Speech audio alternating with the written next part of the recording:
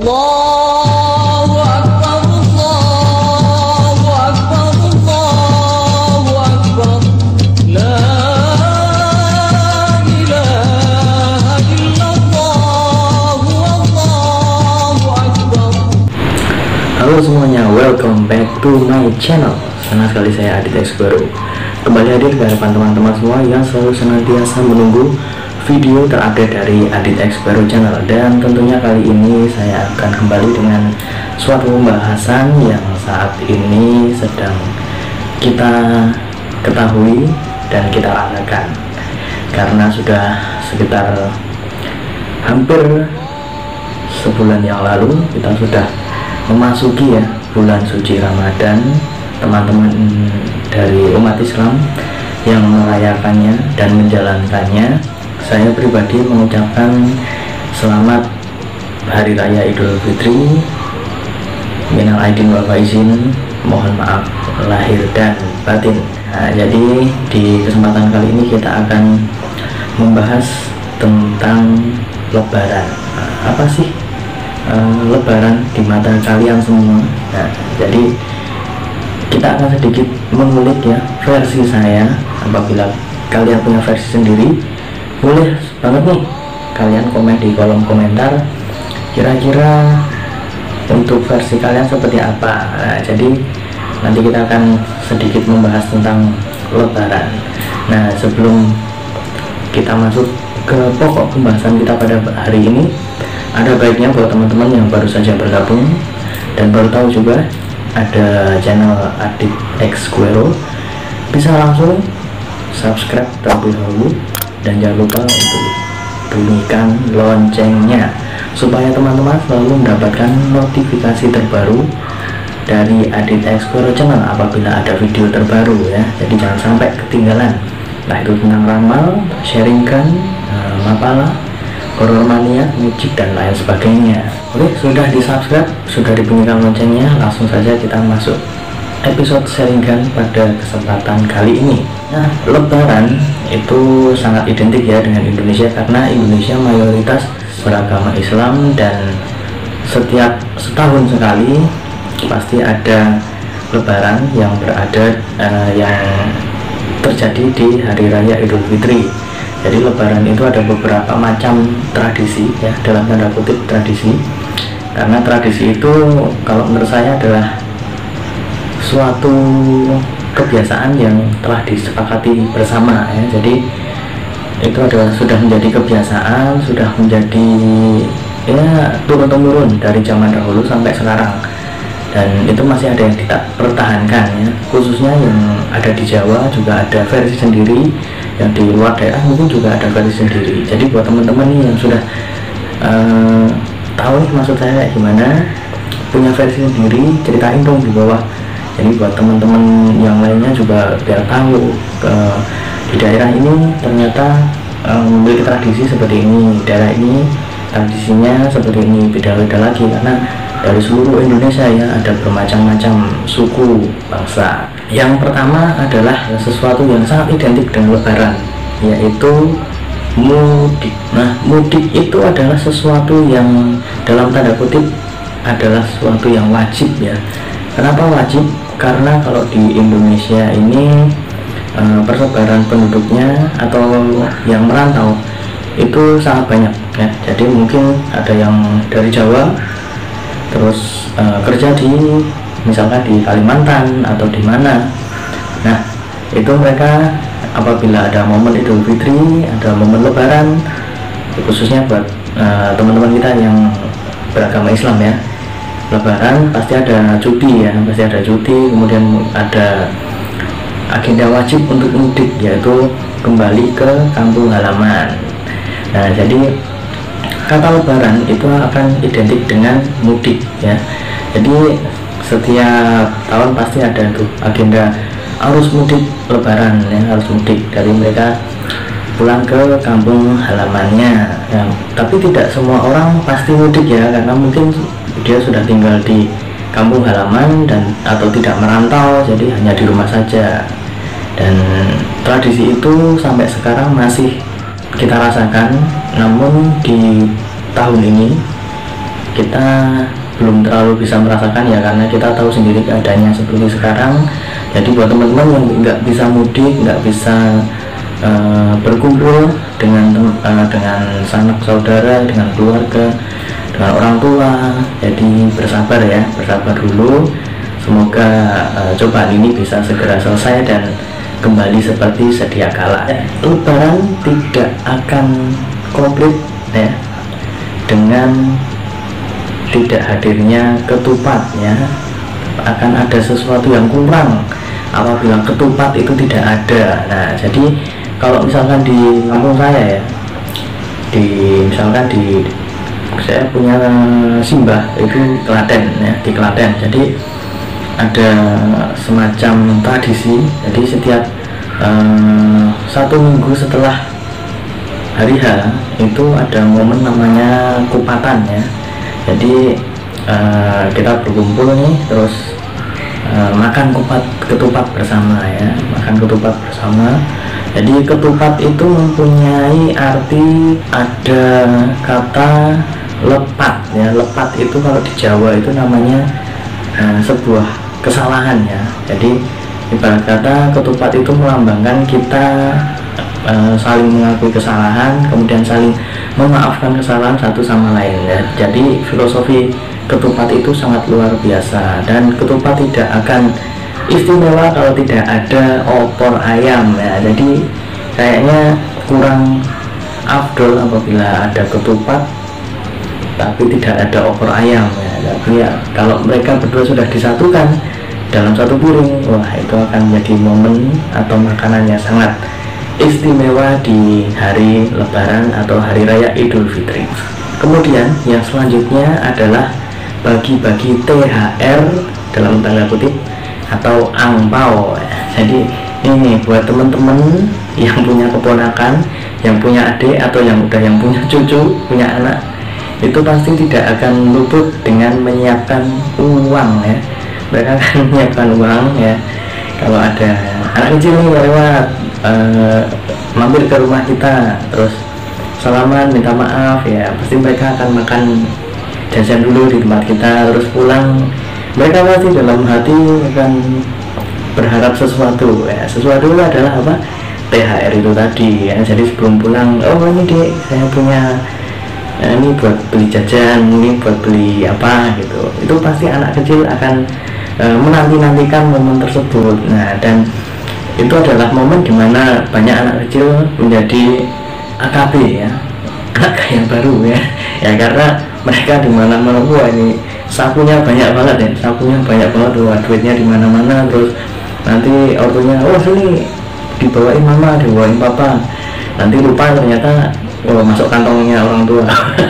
enggak dipegangin sama orang tua ya. Jadi itu adalah salah satu tradisi ya, apabila ada anak-anak ya khususnya datang ke rumah, terus ya minimal dikasih berapa ribu buat angpau, buat beli jajan. Kalau di kampung saya dulu ya di Klaten itu, kalau ke tempat simbah dulu, kalau misalkan zaman masih anak-anak ya, iki le lebur dosane simbah, dalam arti ini sambil memberikan uang ya, ini untuk melebur dosanya simbah ya. Jadi ibarat kata seperti itu ya, tapi bukan berarti terus ngasih uang terus melebur dosa, itu enggak. Tapi itu ada sebatas ya buat ungkapan aja, kemudian rasa bahagia, rasa bersyukur ya, saling memaafkan. Di intinya akan ada momen dimana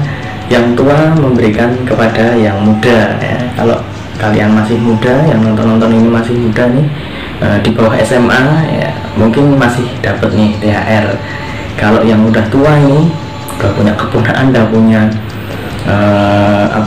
malah mungkin udah punya cucu, nah, pasti ada momen tuh ngasih ke mereka. Kemudian yang selanjutnya adalah halal bihalal atau sungkeman.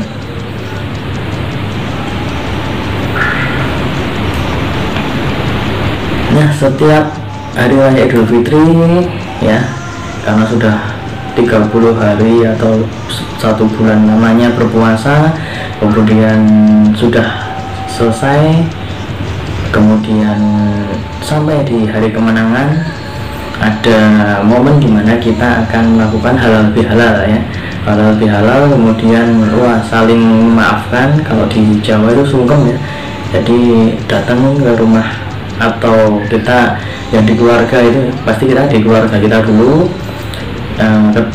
kemudian yang paling tua duduk, nanti yang muda sungkem minta maaf, kemudian kita maaf-maafan. Nah, kalau yang di rumah sudah selesai, nanti kemudian akan pergi ke mungkin ke tetangga sebelah, atau juga bisa ke tempat saudara atau yang lebih tua ya, saudara kita yang lebih tua, kita datang ke sana, kemudian ya sama aja sungkeman terus maaf-maafan seperti itu. Jadi sangat sakral ya sepertinya. Jadi dari keluarga ini memiliki sanak saudara yang ada di sana. Jadi ibarat kata kalau di Jawa ada terahnya ya, jadi terahnya siapa itu silsilahnya gimana, terus mereka kembali ke yang lebih tua ya, yang lebih tua kembali ke yang lebih tua, terus saling maafkan. Nah, ini momen yang mungkin sempat kalian pertanyakan ya, kita di saat seperti itu mungkin kalian berpikir, wah ini momen yang ternyata kita punya saudara yang jauh di sana ya. Jadi momen-momen seperti itu akan memberikan kalian sebuah pemikiran, ternyata wah ternyata keluarga kita nggak cuma segini, ternyata ada nih saudara yang ternyata nggak kita kenal. Mungkin banyak yang seperti itu, dan semua itu dipertemukan dalam momen halal bihalal pada Lebaran atau Hari Raya Idul Fitri.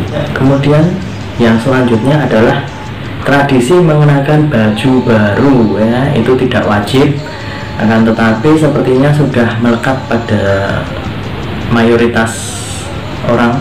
Jadi kayaknya kurang afdol apabila hari raya tidak mengenakan baju baru, apalagi buat anak-anak ya. Anak-anak pasti meminta kepada orang tuanya untuk dibelikan baju baru. Kalau orang tua ya mungkin nggak terlalu mikirin kayak gitu. Termasuk saya pribadi ya, kalau kayak gitu ya saya sendiri juga jarang beli baju.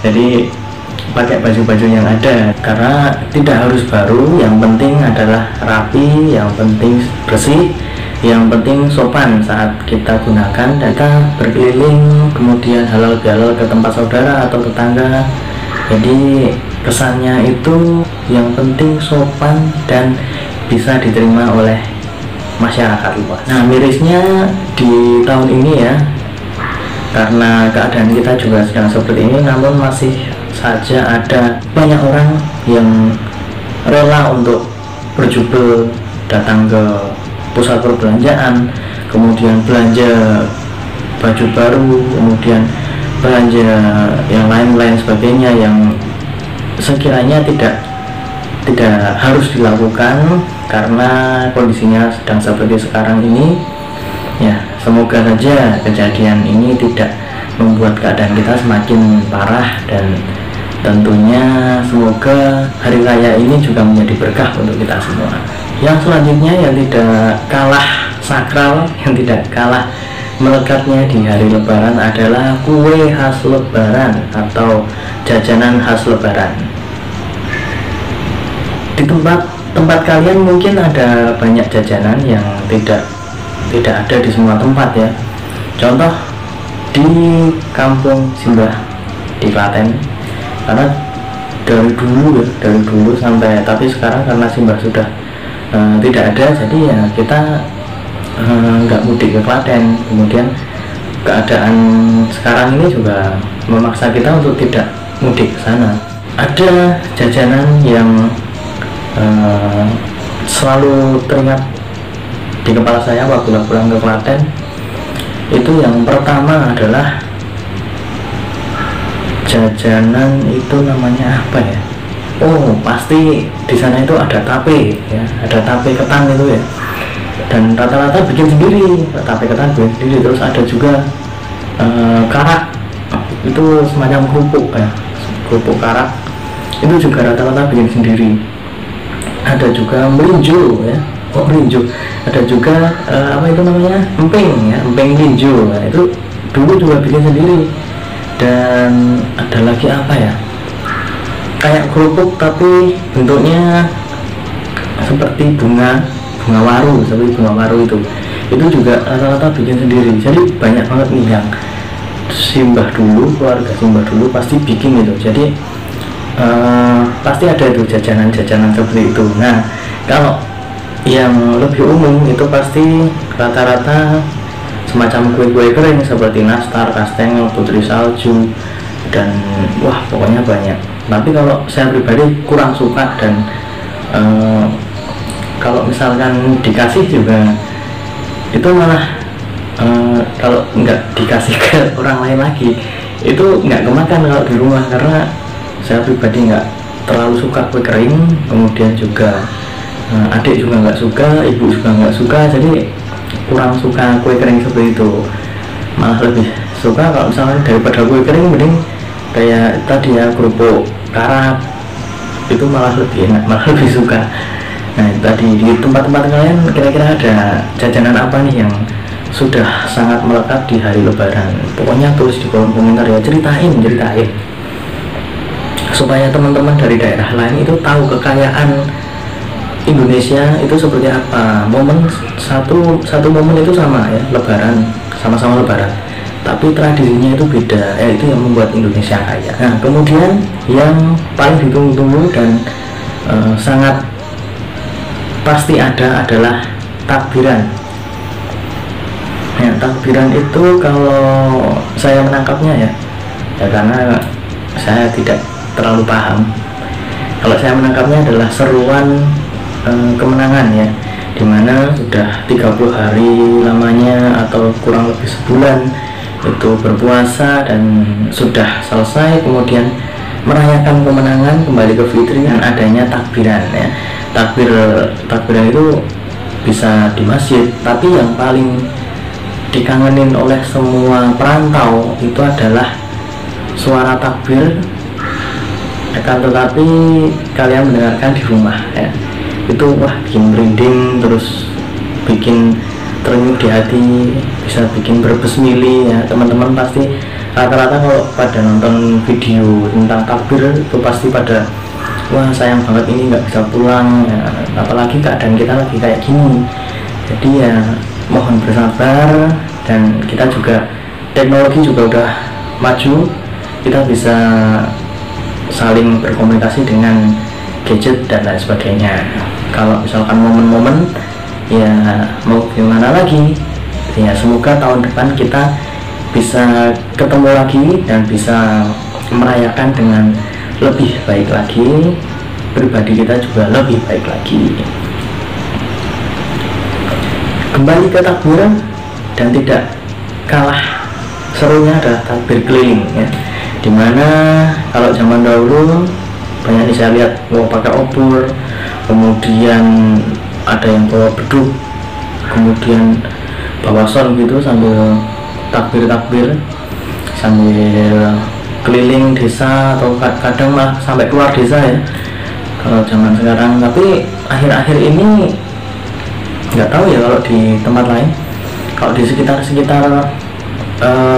daerah saya itu kemarin sempat ya, nggak semua tapi sempat lihat ada takbir keliling, itu suara takbirnya kurang kedengeran, tapi malah lebih kenceng suara knalpot motor sama klakson motor. Nah ya menurut saya kurang elok, karena saat ini kita sedang merayakan kemenangan para umat Islam yang sudah sekitar 30 hari atau 1 bulan lamanya berpuasa, kemudian sekarang merayakan dengan takbir ya, dengan takbir yang tentunya kalau menurut saya juga itu adalah sesuatu hal yang sakral yang bisa dilakukan untuk berseru kepada Tuhan. Dan apabila itu dilakukan sambil blayer motor, terus sambil klakson nggak jelas, kemudian juga suara takbir yang paling sayangnya itu suara takbirnya itu kalah sama suara-suara itu tadi. Dan jadi kesan takbirnya itu jadi berkurang, jadi kurang lah pokoknya. Semoga tidak terulang lagi dan bisa jadi pelajaran buat kita semua. Kalau misalkan ingin takbir keliling dilakukan dengan sesuatu yang positif, dengan aman dan tidak mengganggu ketertiban umum, karena kita semua sedang merayakan kemenangan semuanya ya, bukan hanya umat Islam, karena setiap agama pasti juga setiap umat beragama pasti juga senang nih melihat saudara-saudaranya yang beragama Islam sedang merayakan hari raya mereka, hari kemenangan mereka. Jadi seluruh semesta pasti akan sangat bahagia, dan para umat Islam sendiri pasti juga tahu bagaimana cara merayakannya dan mensyukuri apa yang sedang mereka nikmati.